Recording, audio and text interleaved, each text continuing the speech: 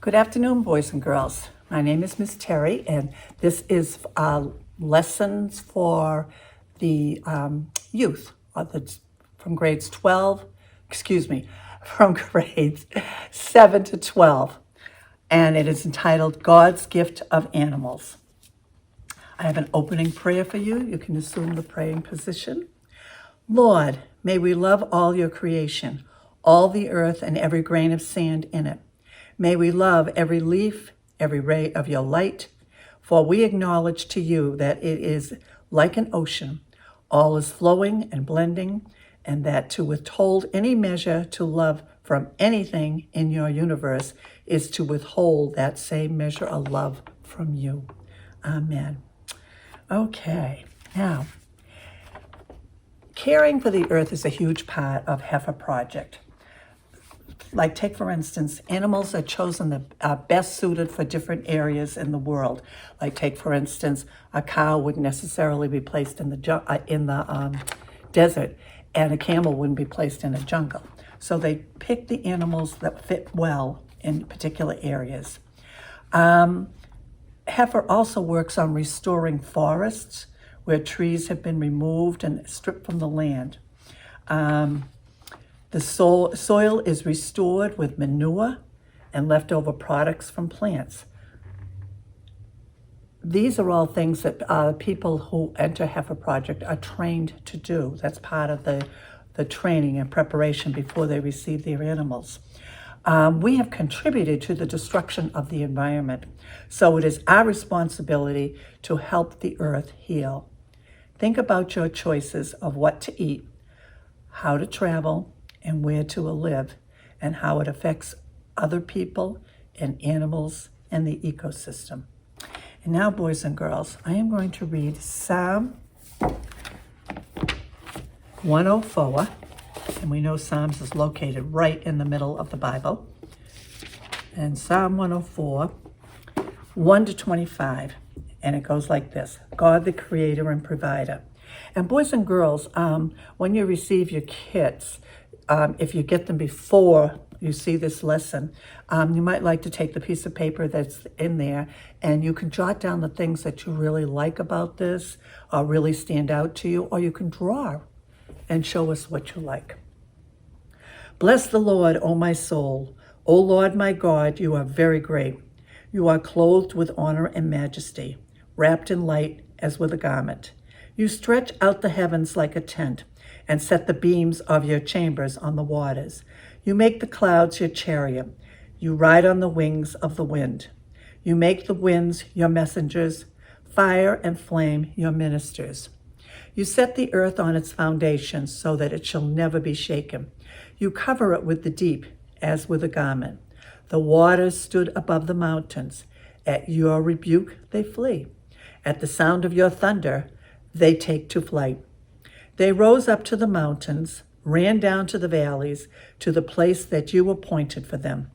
You set a boundary that they may not pass, so that they might not again cover the earth.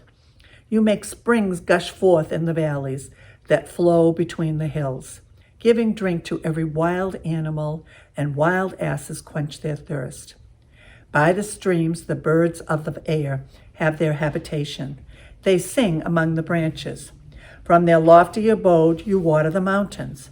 The earth is satisfied with the fruit of your work. You cause the grass to grow for the cattle, and plants for the people to use to bring forth food from the earth, and wine to gladden the human heart, oil to make the face shine, and bread to strengthen the human heart. The trees of the Lord are watered abundantly, the cedars of Lebanon that be planted. In them the birds build their nests. The stork has its home in the fir trees. The high mountains are for the wild goats. The rocks are a refuge for connies. You have made the moon to mark the seasons. The sun knows its time for setting. You make darkness, and it is night.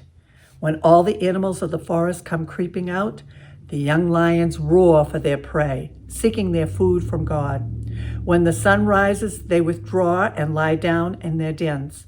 People go out to their work and to their labor until the evening.